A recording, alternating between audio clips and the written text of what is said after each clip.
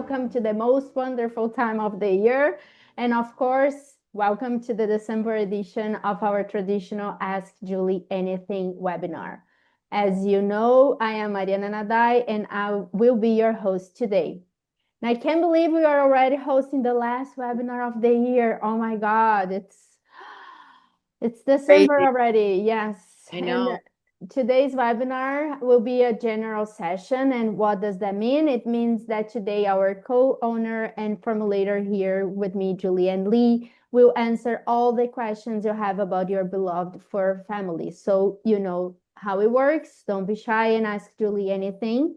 But before we start, I want to remind you about some housekeeping rules.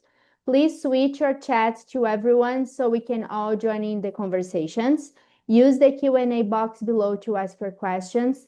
The questions will be answered in order, first come, first served, and we will do our best to cover as many questions as possible. And please keep your questions short so we can answer more questions and more people can participate today. To ensure yes, I already said that. And the most important thing of all, this session provides a judgment-free space with only the health and happiness of our animals and the planet being our core goal. So without further ado, Julie, the floor is yours. I don't know if you want to say some words to everybody before we jump in the questions. Hi. I know when you said December, I'm like, December, well, like most wonderful time of the year. I can't believe it's actually December, but I can and that's why I was almost late is because we're supposed to get like -12 tomorrow and really, really high winds. And I was supposed to have a generator installed for my potbelly pig's house and my chicken coops and things like that. And it just never was, they didn't, it was, anyway, it doesn't matter. Ordering it was late and everything. So I had to actually run around and find a generator. And I was doing all kinds of last minute, making sure everybody's warm for tomorrow night. So yeah, tired. I'm really tired. The freezing, that's what happens, right? When you're outside and it's really, really cold and you're outside a lot. Yeah. And then you come inside and you're like, Yes, it's kind of a pressure down, blood pressure down a little bit, I guess, and then you can just.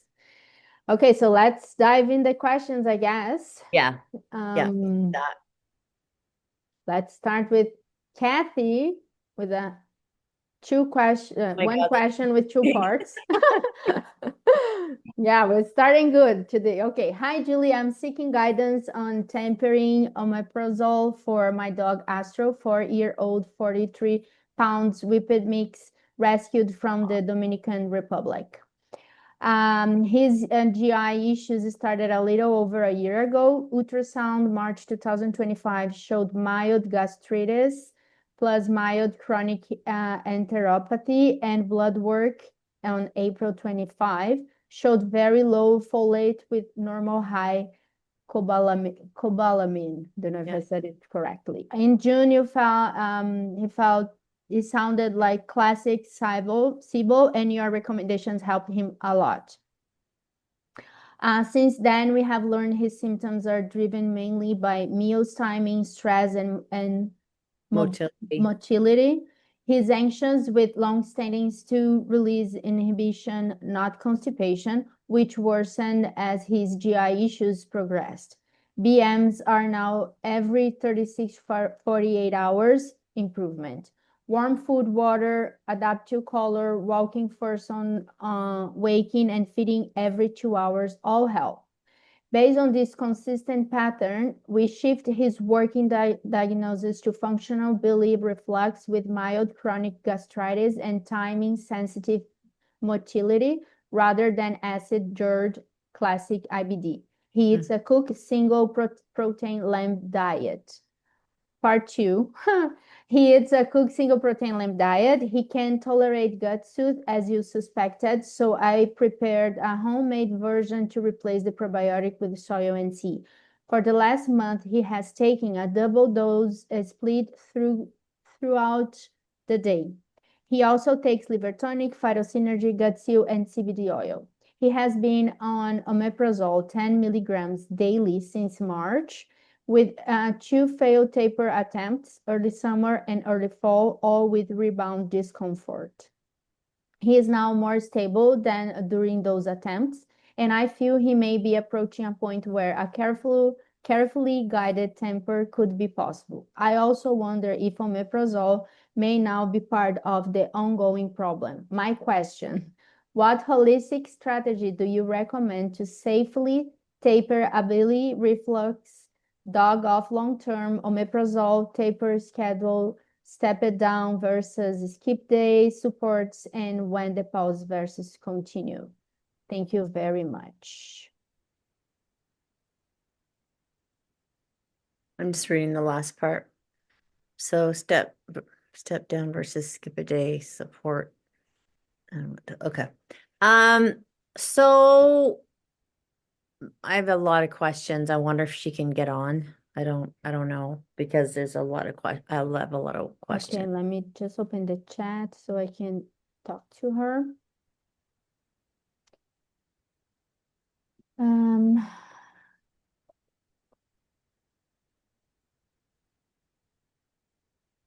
Let me just say that. Where is she? I cannot find her here. Maybe Hi, ask her to see if she's here. Kathy, are you here? Put it in the chat, maybe. Because I cannot see her on the. Yes, I'm here. Okay, can I open your mic? Okay, so let me find her in the participants. Yes, allowed to talk. Can you Hello. hear us? Yes, hi. Hello, nice to meet you. Hi, nice to meet you too. So I just have a couple questions. Have you tried him on homeopathy? Yes, after we talked in June, he was consistently on the SIBO IBD mix for many months, and it helped. Okay. But he was stable now. So he's stable now. Yeah, and Yeah. I took him off like 3 weeks ago of the SIBO IBD homeopathy mix. Okay. So if you start to decrease it, if you want to do it that way, what is your vet recommending like for decreasing it? Well, it's kind of going slowly with the dose down, but the vet is a little bit kind of very traditional in medicine, and my dog is not really responsive on the regular medicine and diet. So Yeah. she doesn't really know, and I had to take all the kind of holistic step by myself, which was the thing that helped him. Yeah. Okay. Well, I would, I mean, there's got to be like omeprazole, like some of my horses had to be on that when I first got them and stuff. And I mean, there is side effects, right? It could actually, it can, first of all, it can decrease their mineral absorption, right? So you Yeah. be careful of that if they're on it too long. But have you been able to find anything, a remedy or not a remedy, an herb called I have it sitting right here. Hold on. What's it called? Hold on one sec. Is it Uh, Meadowsweet? yes, thank you. Well, we talked in June, and you told me to check in with the by email Oh, with Rita Jean, Hogan with Rita Hogan. to have the dosage, but I emailed the information, but they say that you were busy, and I would have an answer. Oh, to check in on the dosage from me. Yeah, Okay. and I never got it back, and you said I Okay. needed to be careful, so I never started the middle suite. Okay. So, Mariana, will you make sure I do that tomorrow? Find the dosage and send it. Yes. Make a note of it because I would say for Yeah. sure to be doing that if you're going to start to decrease it. Okay. And I would be tempted, like very tempted to get a remedy called belladonna as well. Yeah, So, I've got the belladonna pills, okay, have you 30 tried that on cc. him? 30 cc. It was on it on the SIBO mix. He was on it. Okay. So you know what I would do is I would be prepared to like if you go like a day on, a day off, even the best thing to do is to ask like the company how they recommend to decrease it. If your vet's not going to tell you like as far as like with his milligrams and oh he's on 10 milligrams a day, like you could technically reduce it, but there's no sense in reducing it if it's not going to actually do anything. I would probably say ask your vet if you can go to every second day Okay. on it. And the day that you're not going to give it, that night I would give him the homeopathic protocol, that mixture.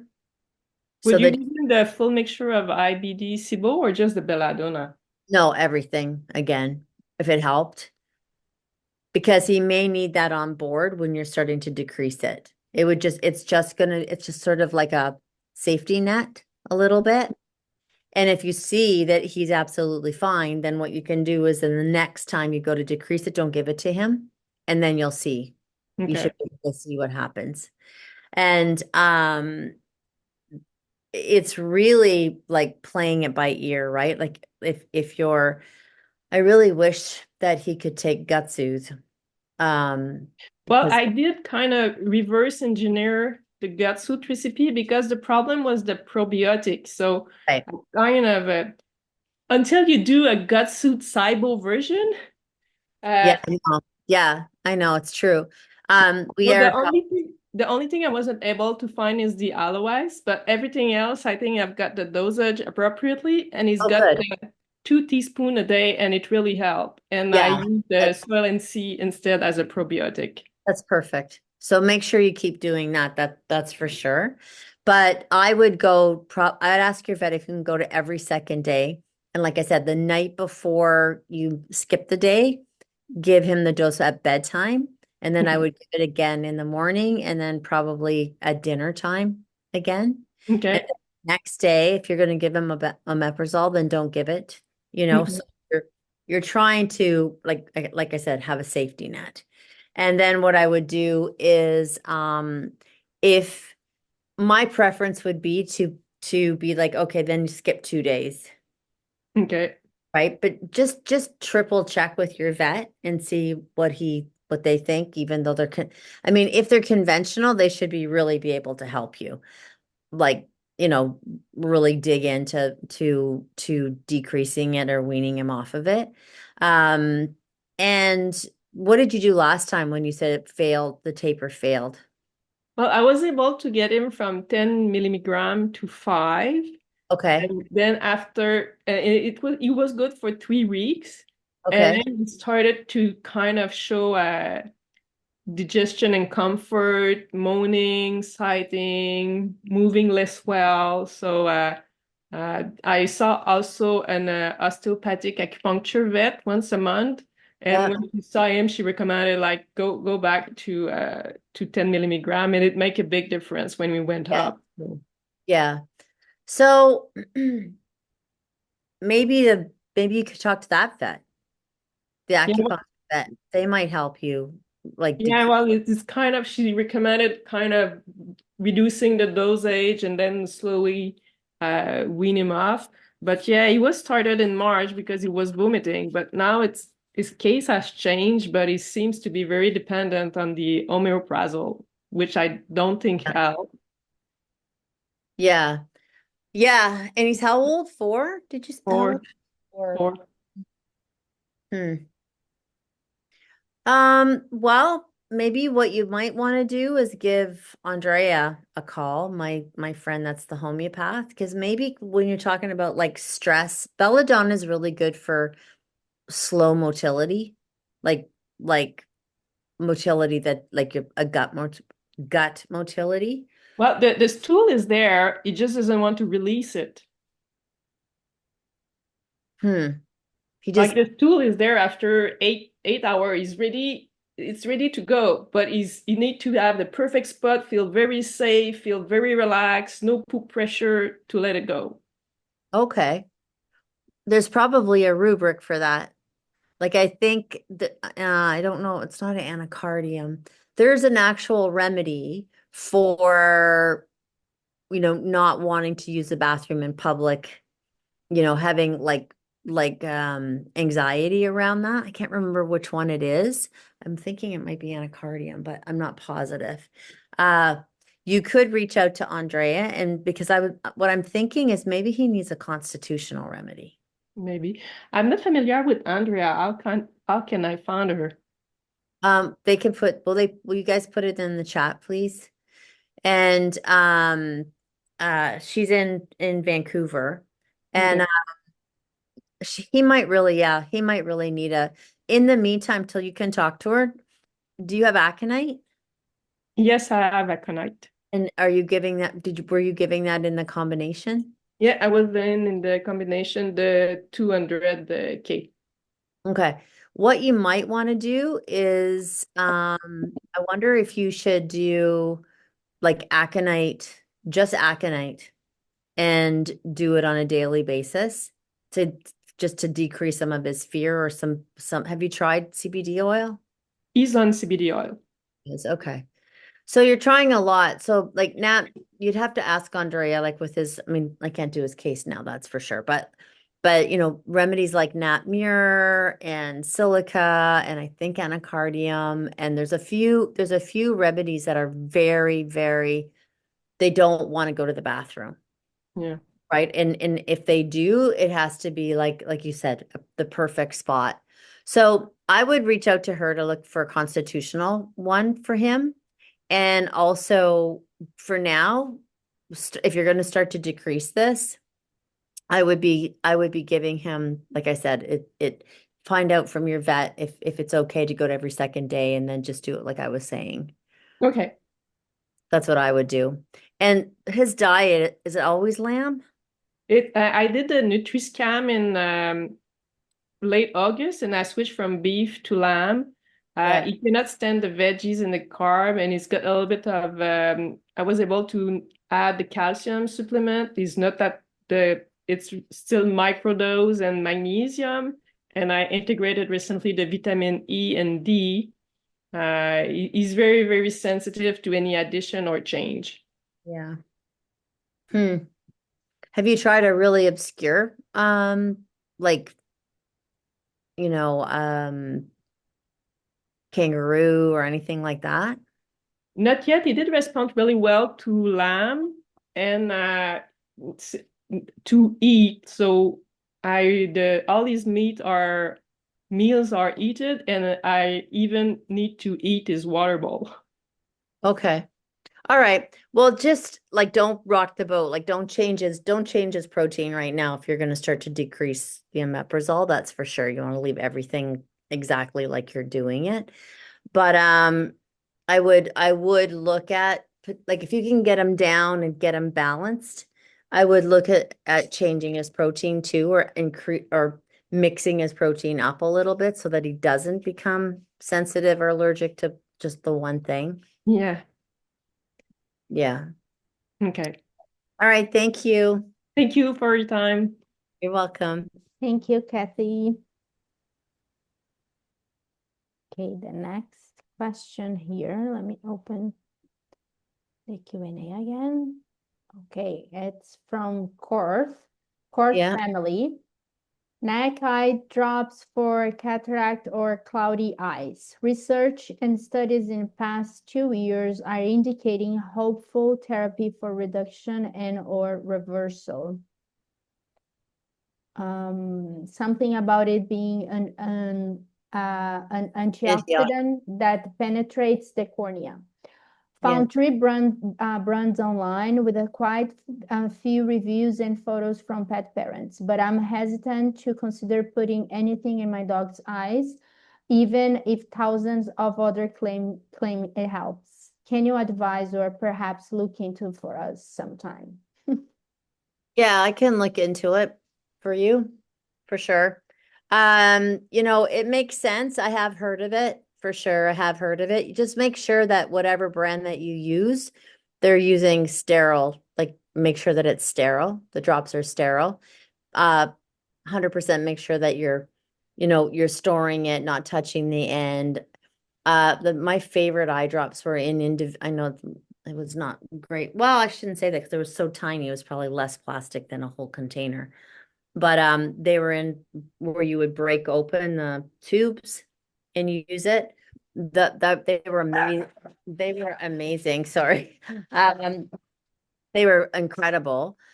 But they stopped allowing them into Canada, so we had to stop using them at our clinic. But yeah, I can look into it for you. To me, it makes sense.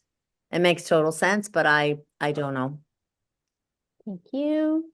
Maybe what you could do is send which ones, like send which ones you were looking at, which brands you were looking at, because that would be helpful too. Yes, please. You can.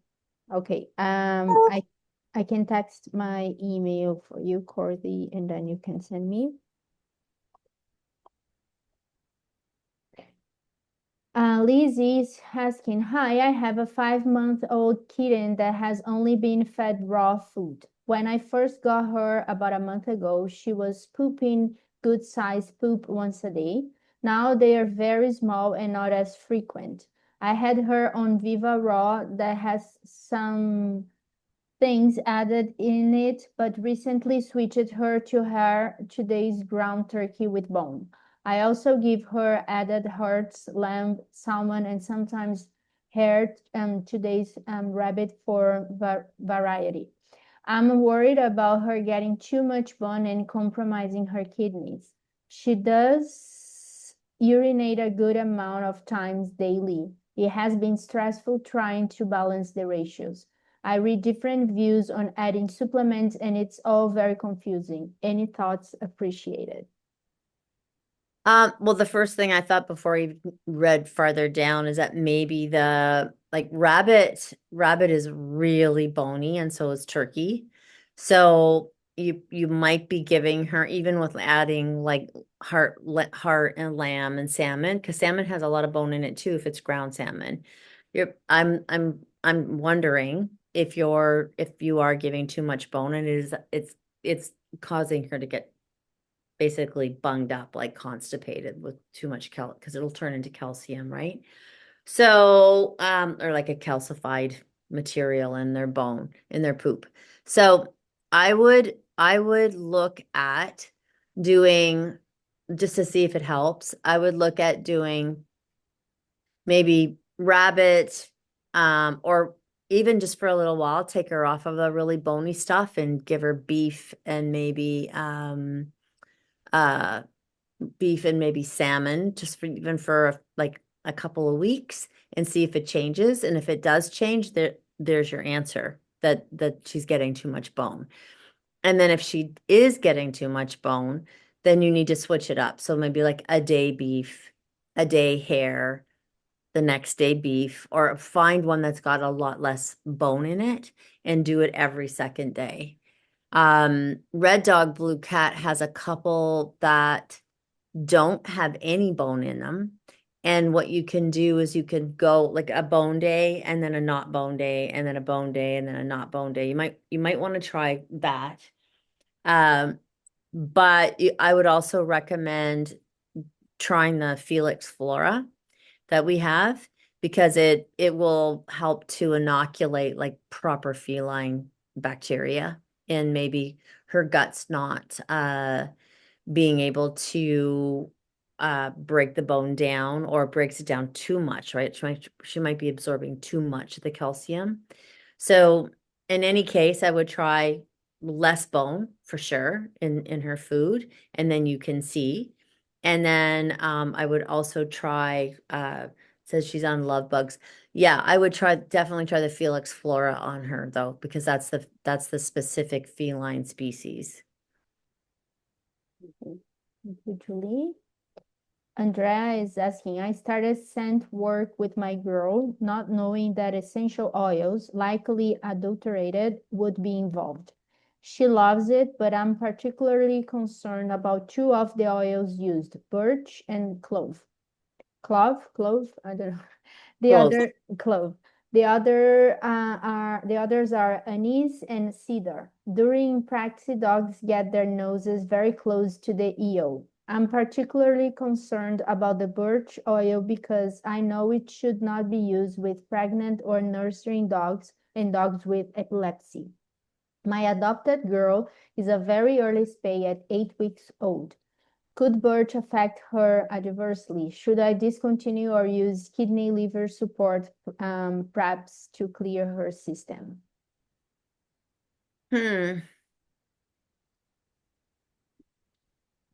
Essential oils are pretty powerful. I would be careful. Is there nothing else that that they can use besides essential oils when you're doing scent work? Does it have to be essential oils? Can't it be other smells? Maybe she can put that in the chat if they can't use other smells besides essential oils.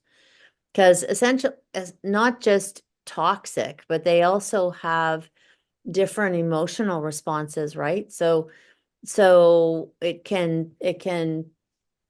oils are they're very mentalized. So, they are also working on their emotional state. And if they don't really need that essential oil, it might not be, that is what is it, what is Using an AKC training. Well, yeah, I wonder why they do that. There's so many different smells besides essential oils.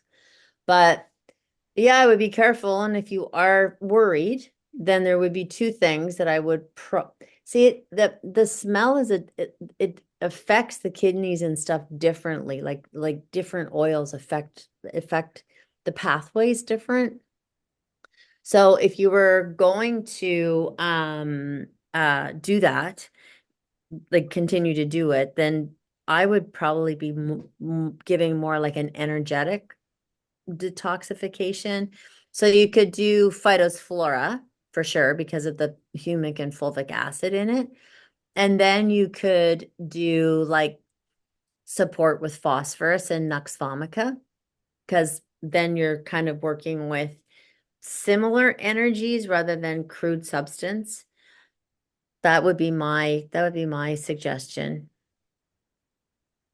Thank you. And kidney liver support, 100%. You could do liver tonic, right? Because all of this is actually quite energetic, including our liver tonic is very, very energetic herbs. So that would meld really well with that. And then the phosphorus and nux vomica are both very good for detoxifying the liver. Amazing. Anna is asking, hello, Julie. Thank you for your hard work and dedication. My 11-month-old Scottish straight kitten has been having very dry poops and she does not poop every day. We have her since 5 months old. She's on raw lamb, venison, beef and pork, Lotus, Quest, all sustainable, humane. ABA, she's also on ABA Felix Flora Feline Gut Soothe alternating. Phytosynergy turkey tail potency. I just started her on healthy gut and I bought gut seal too, but did not give it to her yet. Lotus raw venison and lamb does not have any bone and she's given sprouted flax and chia fiber additive to bulk up the poop. I watched a dozen of your videos. I can figure this out. Thank you. I'm just going over, sorry. No problem.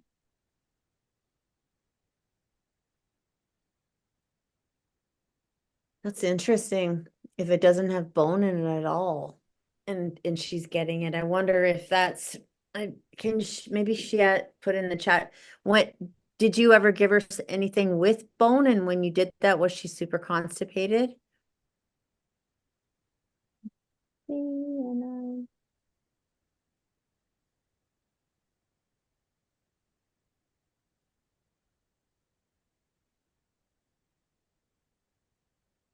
She eats green juju too, but not about the one that you asked.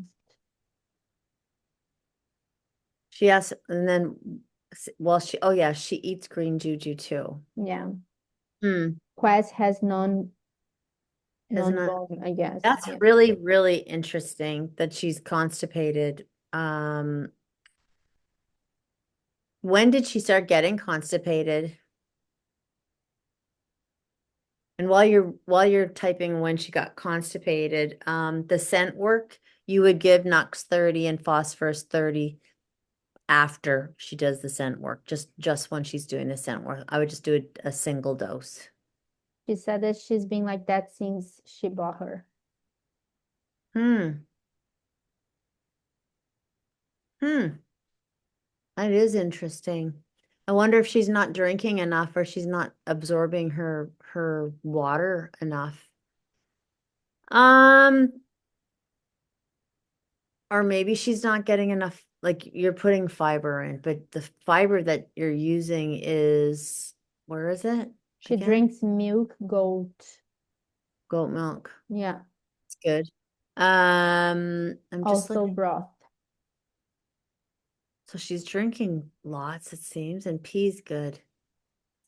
Well, I would go ahead and start the healthy gut right away because maybe she doesn't have the correct digestive enzymes to break things down. And I have seen, just because it's interesting, I've seen healthy gut, if you give them too much, you can cause loose stools. And then I've had one person say that their animal got constipated with it, just one person. And that was, I'm thinking they were digesting their food too quickly, like with the enzymes. So that's where I would start, first of all. And if there's no bone, then there's no sense in me saying get a food without bone. Try to keep, giving her the goat milk and broth. And the other thing you could try is, I don't know if anyone's ever done like a dehydration test on her, like a pinching the skin on her neck and see if it flips back really fast. Maybe she's lacking in like in minerals and lacking in something like bio-12, which is your all your like magnesium and the tissue salts, they're called. So you could go and buy bio-12 tissue salts. They're homeopathic. That can sometimes help them be more rehydrated, like actually use their hydration to work their intestines properly. So I would try that. I would try healthy gut. I would go to your health food store and see if they have bio-12 uh bio-12 tissue salts. I would start giving her that. And let's hold off on the gut seal right now. I would just do one. I would just try using the healthy gut first. Yeah, she's just saying, she asked about the gut seal and she's saying that she never did the Yeah. dehydration test, but she Someone thinks just she's put not about, good. yeah, and someone just put like coconut water in her water bowl for electrolytes. That's true. And that's what bio-12 is it is they're electrolytes, only in homeopathic. But sometimes you have to be really careful with cats. If you put anything in their water to change the taste of their water, then they'll drink less. So just be careful with that. Amazing. Thank you, Julie. Suze is asking, Bob, 9 weeks old border collie with collie, I guess, no shots, as I am very concerned about MRNA in shots now, as well as the rest of the crap. Advice, please. Um, man, that's a hard. I mean, we're both on the same page with that, but depending on where you live, depending how exposed your puppy is to, uh, you know, are you taking her to daycare? Are you taking her to puppy classes? Is she going to be exposed to, parvo or exposed to you know, getting a disease. I mean, for me, I haven't really vaccinated any of my dogs, so that's a hard call for me. But you do have to be careful where you live. Like if you're walking in an area that potentially has ever had distemper in it, you have to do your research. Just make sure that you're not exposing him to too much. The other thing that you can do is you can supplement with, like, we have a product, our positive immunity we can give to puppies, right? I'm pretty sure we can give to puppies. I think Emily that's can very look on the thing. I'm positive we can give it to puppies, but it's a different type of uh it's a different way of supporting their immune response with their IgG and IgA rather than using colostrum. I'm not a big fan of colostrum. So you could try positive immunity, and Emily's going to put in the chat if 9 weeks is an okay age. I'm pretty sure it is, but I think I might have remembered something about it, but I don't think so. I think it'll be fine. Oh, Thank she you. uses that. I have positive immunity. A friend picked it up in the US. Yeah, well then use it, because I mean I think that when you're weighing it out, if you can support the IgG and IgA, you're gonna be able to feel better. And I would, when your puppy is like maybe 4 and 4, 8, like maybe when it's just under 6 months, you should do a titer. You can do a titer, and people will be like, oh, well, why would I do a titer if I haven't been vaccinated? Lots of times they have adequate titers because they get natural immunity and slow immunity. So we've seen lots and lots of dogs with positive and strong titers that have never been vaccinated. Okay. Thanks, Julie. Understand why an oral mask keeps changing color and Yeah. firm. Yeah, Sydney is asking, can you help me understand why the oral mask keeps changing color and firmness, especially the white smooth cap forming, and whether that pattern fits infection plus granuloma over fibromatous epilepsy? My pup got nicked at the groomer back in August. He has epilepsy due to bad reaction to NexGard spectra. Also was over-vaccinated 2 years ago before I rescued. Got a 2 pp 3 times in 20 days, along with rabies, dewormer a few times, Bordetella neutered and microchipped. After Nick, he developed sweet smell in his face, mouth, and brown liquid came out, and then had seizures the following days. We started on Apoquel and antibiotics with Keppra because he has skin issues with crusty scabs that flaked off, and there were some that were on his face. Didn't know about the mass, but he developed a bone-like structure that I could feel, that I wasn't sure if the facial asymmetry was normal.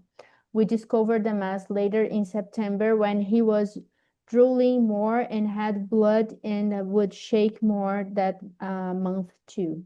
FNA showed lots of bacterias, I guess, but I don't know if that's all the question, because I couldn't find anything else, and it seems, I don't know if it's complete. Bacteria, yes, I guess that's all. Sydney? I think so. Apoquel is It's another person, yeah. okay. All right. Well, I have 2 words for this. Please, please, please see a homeopath, because the nice thing about being treated homeopathically is it won't really matter which it is, right? So it doesn't really matter if it's an infection or granuloma or an epulis. It won't matter. you treat based on how the dog is presenting and what it exactly like you said, the fact that it changes. There's certain remedies that work with growths that change on a regular basis, especially if he's got skin stuff. I would say that a homeopath would definitely help him to detox from his vaccines, even however long ago he got his vaccines, it doesn't matter. Absolutely doesn't matter. I mean, you could start our rebalancer for sure. You could do the rebalancer, and you could definitely do it. You could do it once a day for 3 days, stop and see how he's doing. If he's fine, then the next week you could do once a day for three times again, rather than just doing it regularly, because he's, just if he sounds like a sensitive puppy. So, that's what I would do. I would get him on rebalancer, and then I would either get a hold of Andrea or another homeopathic veterinarian that can treat him for all of this other stuff, and I'm feeling like with positive immunity and even vital defense, the focus is on, positive immunity is the focus is on attracting endotoxins and things like that and ridding the body as well. It's all done in the gut. That would be something that I would think about doing, or vital defense. I would be seriously considering vital defense. But in the meantime, you can use colloidal silver in his mouth, like wherever these lesions are. Our colloidal silver is really, really good. You can spray the colloidal silver like on any of the lesions, and he can swallow it. And then even when he swallows it, it's really good, because if there's a lot of bacteria in his mouth, then he's swallowing that bacteria, and can shower on the heart valve and all kinds of stuff. But I feel like if you use colloidal silver, it would, in our silver sol, I'm not worried about destroying the friendly bacteria in the mouth, because you don't want to do that. So I would definitely put him on vital defense and colloidal silver and rebalancer. Those would be the 3 I would start with. And then I would definitely get a probiotic in there, and I would probably use with this puppy, I would probably use the Phytophthora. Just a side comment that she's saying that she stopped Apothecary immediately as well, and they are seeing a homeopathy. Oh, good. So Yeah, they're just doing Nux. she wants to get 230C, Nux vomica 30C, and Plusin carcinosin 200C, and Aromariacticum 200C also. Oh, that's good. Those are good.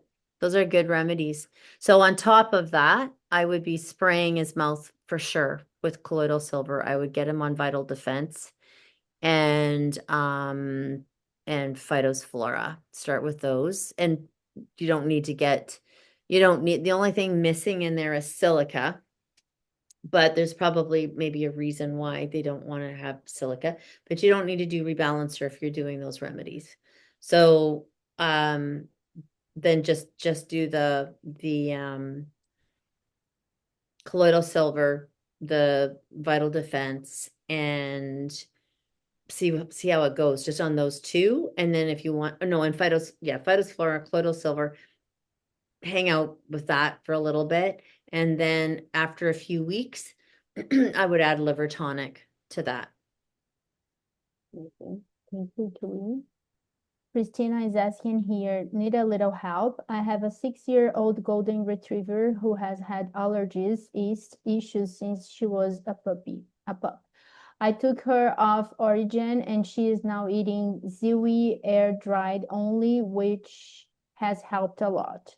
I noticed despite not having grains, potatoes, sugars, etc., her condition has improved tremendously.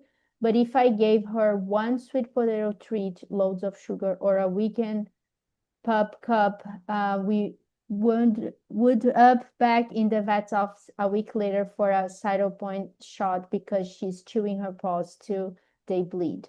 I couldn't have her on in clover probiotics, but have thought about the Adore Bees supplements protocols. She isn't currently going through any flare-ups, but her paws are constantly dry, even adding different paw butters, and I would love to be able to give her a pup cub every now and then. Would you recommend the leaky gut protocol? Or would you consider this to be an autoimmune disorder at this point? She received a cytopoint shot late October, but it still has extremely dry skin despite getting lots of fish. Of fish. Probably fish oil. Yeah, oil. I bet. Just see if there's any. Yeah. So if she is that reactive, the first thing I'm thinking is either she potentially has yeast because sugar really feeds yeast. But it might just simply be that, if she's got leaky gut syndrome, that it's going right into the bloodstream immediately, and then she's having a flare up. So I would do the leaky, in this case, I would do the leaky gut protocol. And for her feet, hopefully, I mean, another thing that can happen is when their skin is really dry, like her feet and stuff, if she's not chewing them, often that means that she's not absorbing her food, right? So that's another checkbox for leaky gut syndrome, because when they're not, when it's going through in like macro amounts because the gut lining isn't maintaining it so that they can absorb their food properly, then they're going to usually have mineral deficiencies. So and which really shows up on feet.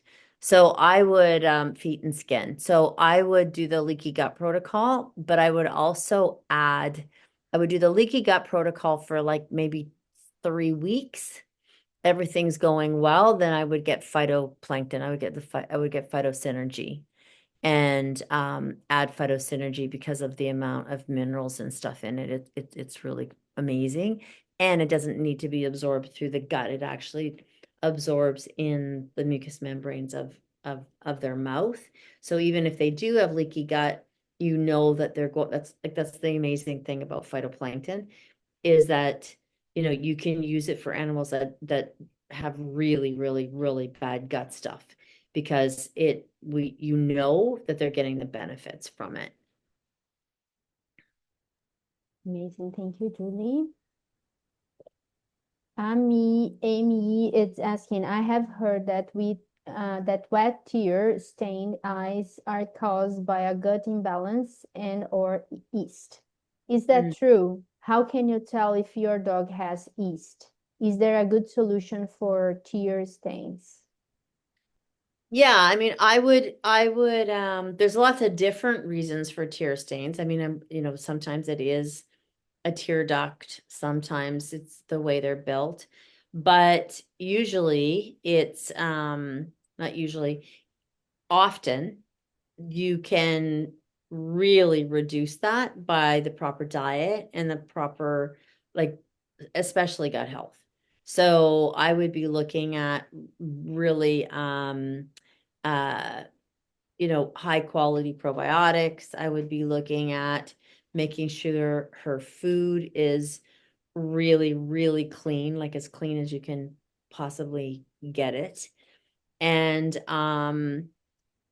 watch that, just watch for a while.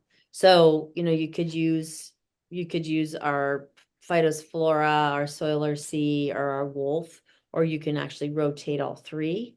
That would be helpful. And you can, something like that. It could be lacking. all the time I've ever worked on that, I just work on the dog. I work on the gut particularly and homeopathics, but I really work on the gut. So phytoplankton, soil and sea, wolf, I feel like no, phytospora, and potentially liver tonic too is good. And if she's never had rebalancer, I would try rebalancer. I would definitely go in deep with her overall physical health more than just getting like drops and stuff like that for tear staining. She's saying that it's raw, has been on ABA products for about 3 years, Oh, good. rotating all the probiotics. Awesome. And he still has it. I guess, obviously, did And the she, protocol 2 to 3 years ago, and he still has it. Maybe you should be looking at his pH then, potentially. I wonder if his pH is unbalanced, either too acidic or too alkaline, because that can help, that can happen too. So you could try looking at your meats in your food and moving into more of a either a neutral pH, right? But try and do maybe a specific pH, maybe a little higher or a little lower than what you're normally doing, and do it for a full 2 weeks and see if you can see any difference at all. And then you can if there's no difference, then you can go the opposite way and use some stuff that has a bit lower pH. After giving him liver treats, yeah, benign ACB, and I think it helps, but it hasn't cleared it. Yeah, so that's interesting that you're saying that, because liver treats can create, I think, a lower, like too much liver can create a hotter dog, right? So Chinese medicine, in Chinese, I think it creates more heat. But from a perspective of the pH, I think it actually makes them more acidic. So maybe, obviously you've stopped that. So watch an ACV. So it could be yeast. I mean, if you wanted to try the Yeasty Beast protocol, you definitely could try it and see what happens. Julie, Yep. Jax she's just saying that my vet said to use lemon juice, but then I heard lemon was toxic. I think it's too hard. Lemon on her eyes are eating it. I wonder, because if that's the case, then they're saying the same. They're saying similar things to me On food. Yeah. on her food. Yeah. So they're trying to decrease her pH, right? And you can do that with meat for sure. And liver does make them more acidic. So definitely. Thank you. Jax is asking best diet for a 12-and-a-half-year-old dog that just had a level 1 grade 1 sarcoma lump removed, as well as 2 fatty lumps. Best diet.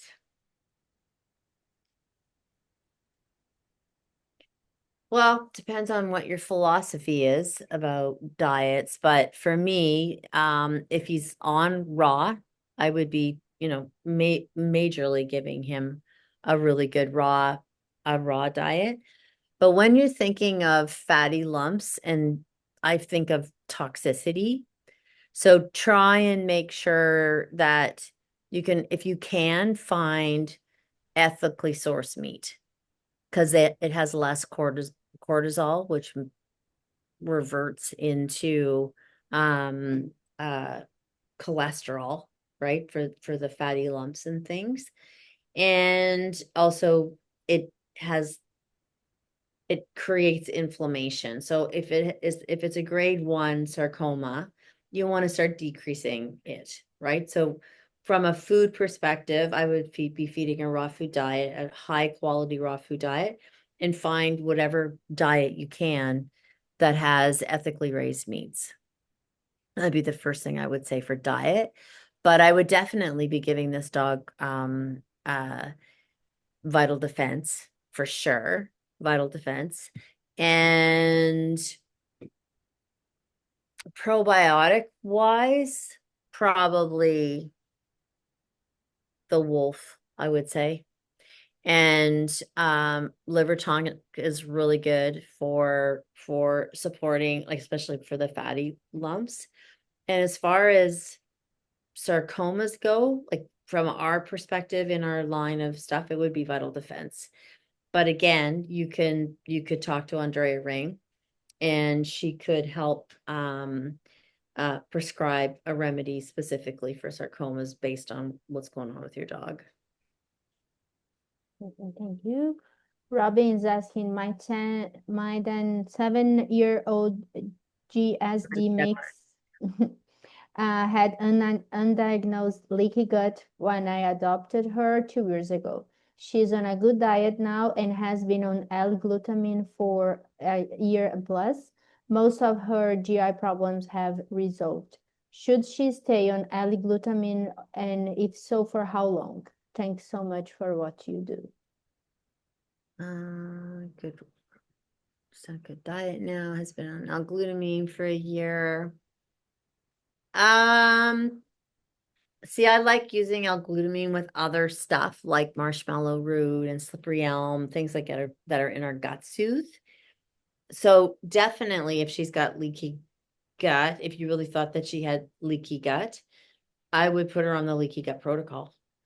Because then you're going to be dealing, if she was adopted 2 years ago, you're going to help with the rebalancer, like help to support any side effects from prior vaccines that can cause stalemate in healing. And then,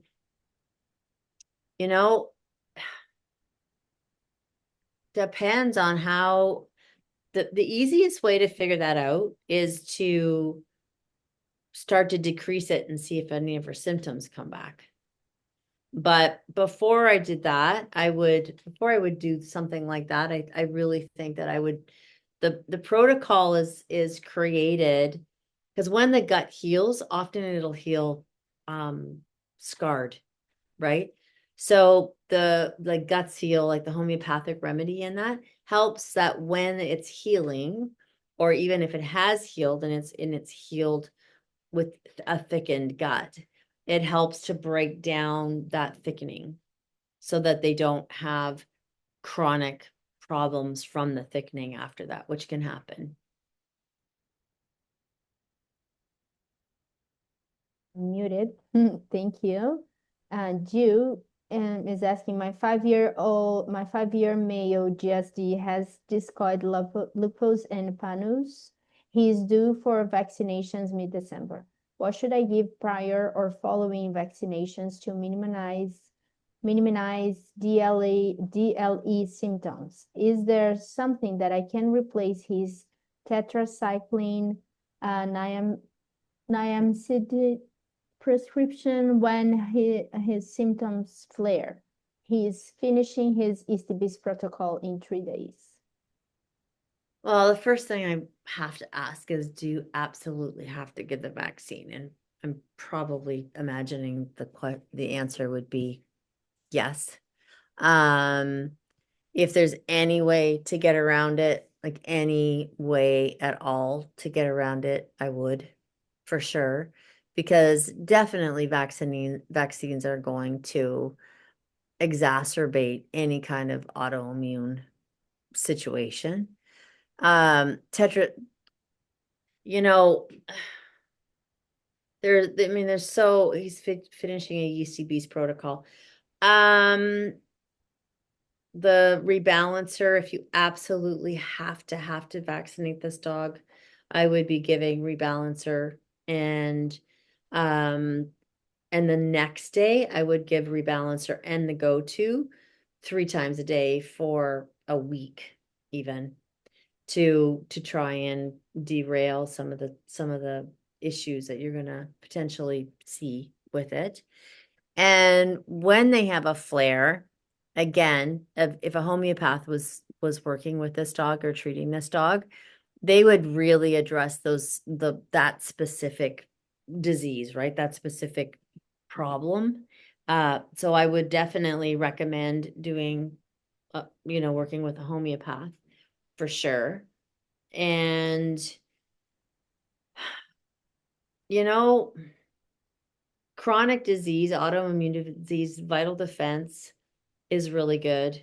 It's really, really good for any kind of chronic disease. So I hate to tell you to use any new products after when you're gonna vaccinate, because I'm very concerned that you're gonna vaccinate, he's gonna have a flare. You're starting something new at the same time, and it's gonna be very hard to know whether he's having, a reaction to the vaccine, or he's having a negative response to the supplements. But if you want to wait on the supplements for a little bit, I would at least 100% do the rebalancer, liver tonic, and go to. Let's go to at least 2 more questions. What do you think? Yep, that's fine. Okay, Rachel is asking best ways to support liver of viewer that likely has MVD or PSS ultrasound next week. I'm using milk thistle, liver tonic and probiotic, and feeding green juju. Well, you're giving him what you're giving him is good. That's for sure. But the other way to support the liver the best is be so highly, highly careful of anything that is around him that's toxic, right? So candles,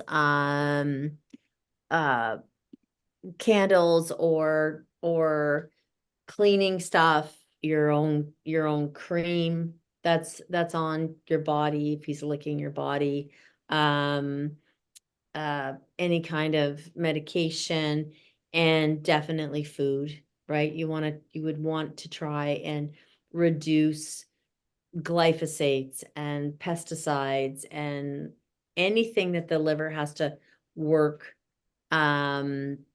extra hard for. You want to try and support his very crunchy, so little toxins in the house. Yeah. house. Yeah. So, but just be really careful. But then you have to really, really watch the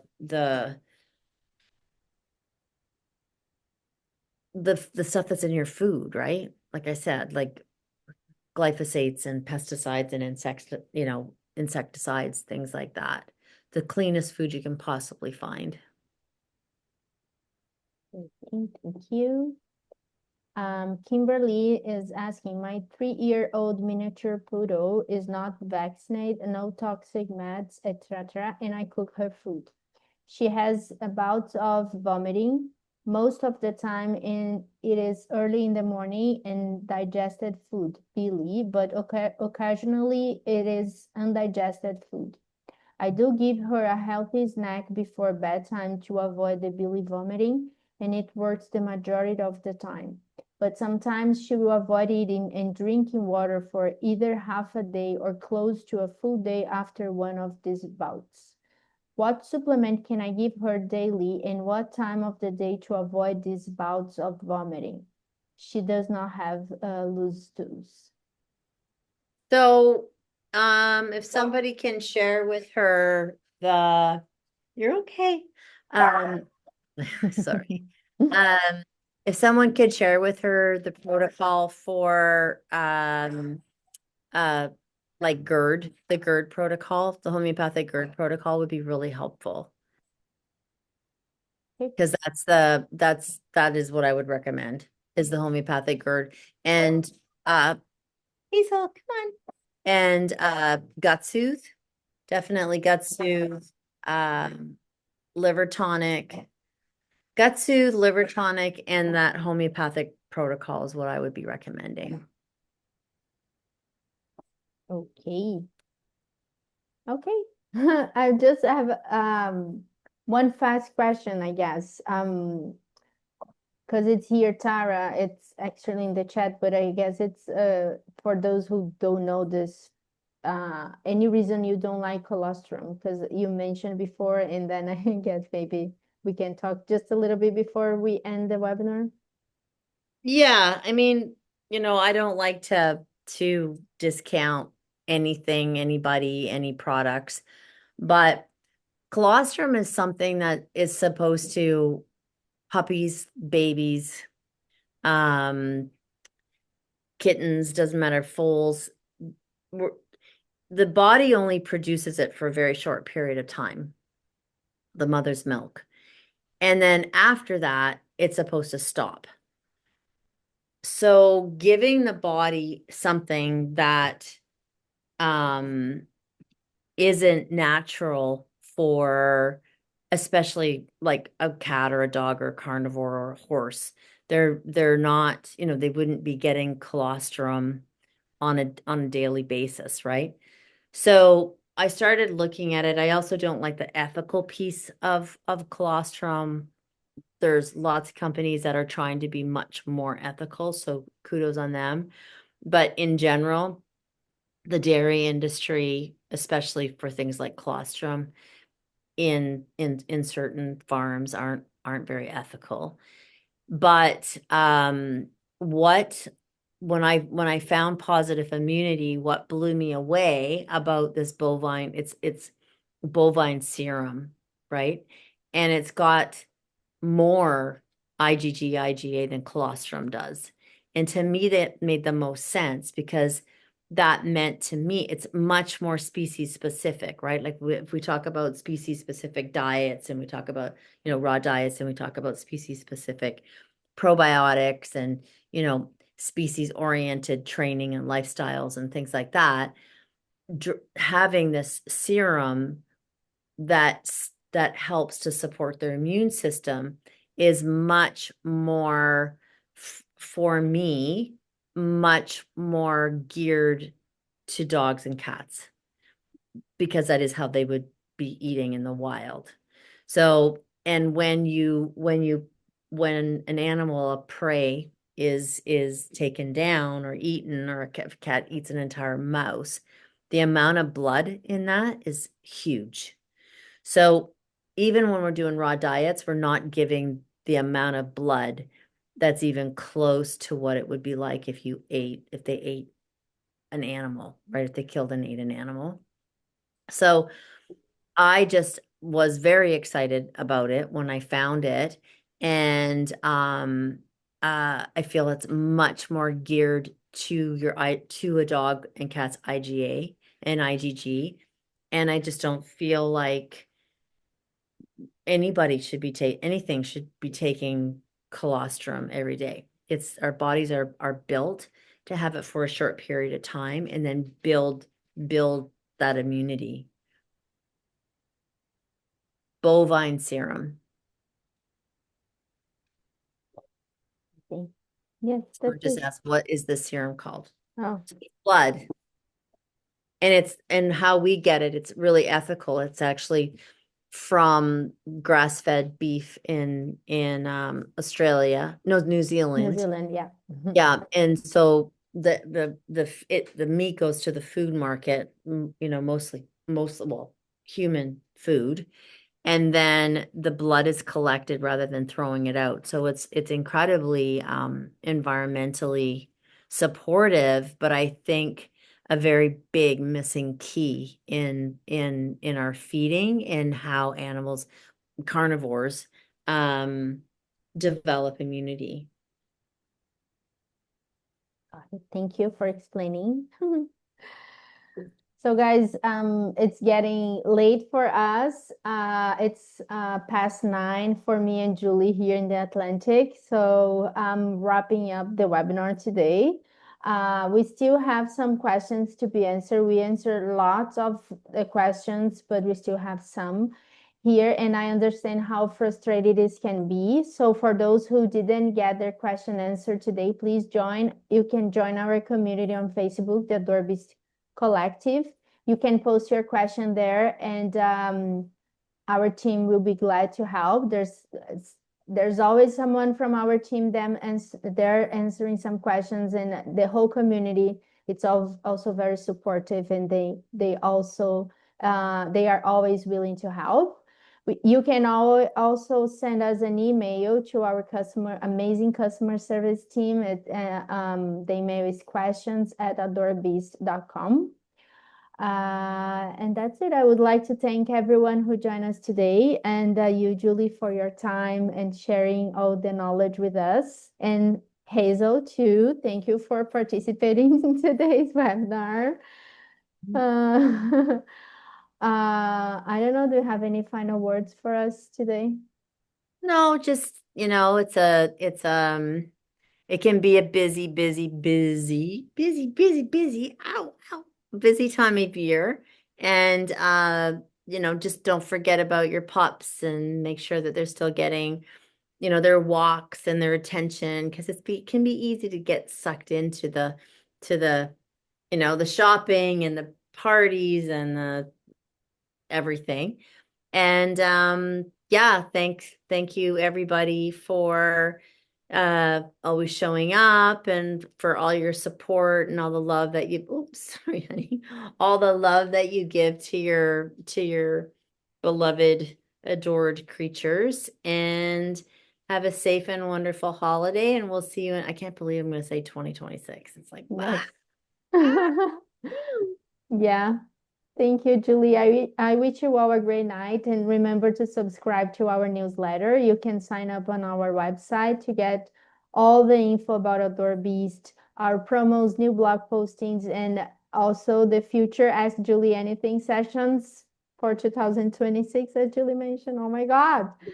Okay, goodbye, everyone. Goodbye, Julie. Have you all a great night and happy holidays. See you guys in 2026. Bye. Bye.